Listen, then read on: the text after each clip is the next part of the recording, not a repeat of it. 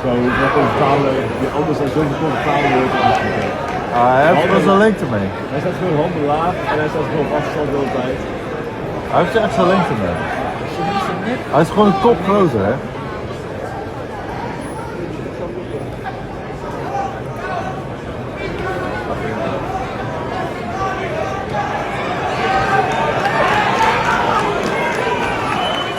For the untouchable, true school sports. Let's go, baby. Bow! Be careful what you wish for because it can become a reality. The untouchable True School Sports Empire proudly presents something the boxing games are missing. Hey, what's going on? It's your boy BT, and I came here to talk some boxing with the thousands of True School Sports subscribers. Alright, so I wanted to come and do my first ever video on Yan Santana, Dominican featherweight. You guys know I love the featherweight division. It's my favorite weight class in boxing right now. A lot of talent from a lot of different places with a lot of different styles. So it's a very intriguing weight class to me. Now, I've been hearing about Yan Santana for about almost a year now. I'll never forget the first time I learned who he was. It was like 2 or 3 days after Angelo Leo knocked out Renato Lopez to win the world title. I was with Angelo in New Mexico, and I remember somebody telling me that, hey, BT, did you see the Yan Santana called out Angelo? And I'm like, who the hell is Yan Santana? Honestly, I didn't know who he was. But, I've seen him fight here and there, but this past weekend was my first, his fight against Aaron Alameda was my first real, time watching it with my undivided attention. And I gotta say, man, I like what I saw. I think he's a good fighter. I think, now his height, they have him listed at 5'8". Personally, I don't think he's 5'8". He looks significantly bigger than 5'8". When he fought Aaron Alameda, I think he's pushing about 5'9", 5'9 and a quarter. You know, he's tall. He's a tall proposition to tackle in the featherweight division. Now, right now, as it stands, Santana is not currently ranked anywhere in the featherweight rankings. He's not ranked by the IBF. In the top 15, he's not ranked by the WBA. He's not ranked by the WBC or WBO. So, but I believe in the next month or two, he probably will get ranked, because if you go on BoxRec, he's the number 15 ranked featherweight in the world. So normally when you're 15 on BoxRec, or you start to get into that range, normally it means you're gonna get ranked very, very soon. Now, I gotta say, man, you look at his resume. For the most part, most of his fights have been in the Dominican Republic, in Puerto Rico, against pretty much nobodies. It is worth noting that even though he is Dominican, Yan Santana is promoted by the Hall of Fame Puerto Rican Miguel Cotto. So he's Miguel Cotto Promotions fighter in conjunction with Top Rank. And, you know, his last, 3 of his last 4 fights are against guys that I know of. You know, he has wins over Brendan Valdez, Eduardo Baez, and Aaron Alameda. Now, 2 of those names that I mentioned, I'm very familiar with because they fought Angelo Leo, and I was actually there live and in person for both those fights. So I gotta be objective here. And a lot of you guys say I'm biased. I'm gonna be objective here because this is the objective truth. Now, when Angelo fought Baez, Angelo won by UD. Some people thought that he didn't look his best, but he won the fight pretty clearly. Yan Santana didn't have no fight going the distance with Baez. He's knocked out. He stopped Baez in 4 rounds. So that's a statement. On paper, he did better than Angelo.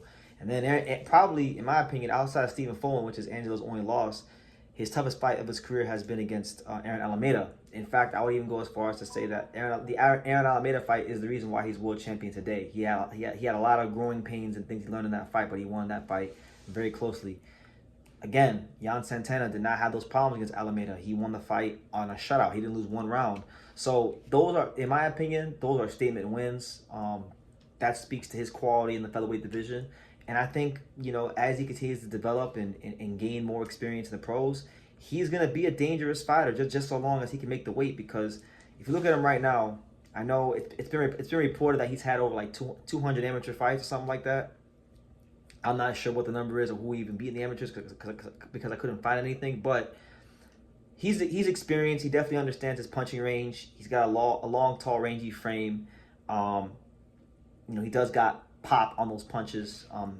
You know, because think about it, right? Baez, who he stopped back in November of last year, Baez, he's fought a lot of fighters. He has 7 losses, and Yan Santana is the only guy besides Emmanuel Navarrete to to stop him. And this is the same bias who's taken Angelo Leo the distance. He's taken Gio Lopez the distance, Arnold K-Guy the distance. He's taken Raif Salim the distance. So he's been in there with experienced, guys and taking the distance. The guys who can punch too, that know how to fight. And, not only did he stop him in the 4 rounds, so he made it look easy. So that speaks to him. He's got a great blend of speed and power. He knows how to keep you on the end of those punches. He's a very educated body puncher. This guy's gonna be a tough out. So I'm very intrigued to see which route he wants to go in the featherweight division when he does get ranked. I think he makes an exciting fight with all these guys. I think with a guy like this, you gotta have a tight defense. You gotta know how to box and turn him because he's got good feet too, and he can move and he can punch. So there's a lot of things there. I do see some holes because every fighter has holes. But thus far in the pros, every test that's been presented to him, not only has he passed these tests, he's passed these tests with flying colors. I thought he could have maybe stepped it up a little bit more and stopped Aaron Alameda, but I know what kind of fighter Aaron Alameda is. Aaron Alameda, he knows how to survive. He's very crafty, and he knows how to make you not look your best. He did it with Neri, he did it with Angelo, and even though he lost every round, he did it with Yan Santana. And mind you, that's a very good win because Alameda, before he fought Santana, Alameda was like 5 fights unbeaten. He hadn't lost since Angelo Leo in 2021. So this is a guy that was winning, that was full of confidence. It is worth noting that he didn't fight Yan Santana at his optimal weight class. He fought him at featherweight, 126 pounds, instead of super bantamweight, which is 122 pounds. So that probably could have that did play a bit of a role because there wasn't the same pop on his punches from when he fought Neri and Leo. But still, nonetheless, it's a great win for him. To go on there against a veteran who knows how to fight at a high level and just shut him out, and to the point where like he's dancing in the middle of the rounds and he's like having a great time because it's not even a hard fight. It looked like a sparring session for him. That's a statement win for me, in my opinion. And I want to see him continue to step up. I'd like to see his next fight be against somebody in the top 15. Because if you're out here knocking out Eduardo Baez in 4 rounds, if you're out here boxing a shutout against Yan Santana, and then you're beating a guy like Brendan Valdez, who's also fought guys like Ruben Villa and been in really good fights. He's already passed the levels he needs to pass.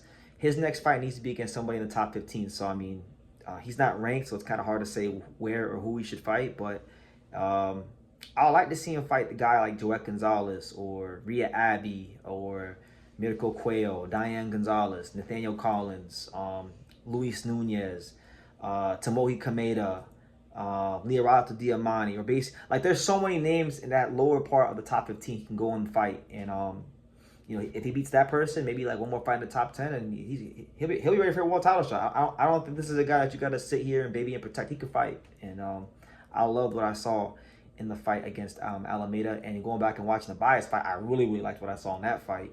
And so yeah, listen, I'm not biased. All the featherweight champions, Nick Ball, Stephen Fulton, Espinoza, even Angelo, these guys that are all watch out for Yan Santana. He's coming. And I'll say this. Santana called out Bruce Carrington recently. He said that's the fight he's really targeting. I'll tell you this, man. Bruce Carrington has been showing a consistent lack of punching power in his last couple of fights. And I think if he were to fight a guy like Yan Santana, who is long and rangy and he can be the mid-range fighter, that could be very problematic for him in a Yan Santana fight. He'd have to box Yan Santana to beat him. I don't think he's gonna stop him or anything like that, or out counter punch him. So I think that'd be a really good fight. I like that fight a lot. I think Yan Santana's flying under the radar a little bit, and I just want to give him some shine and give him his just due.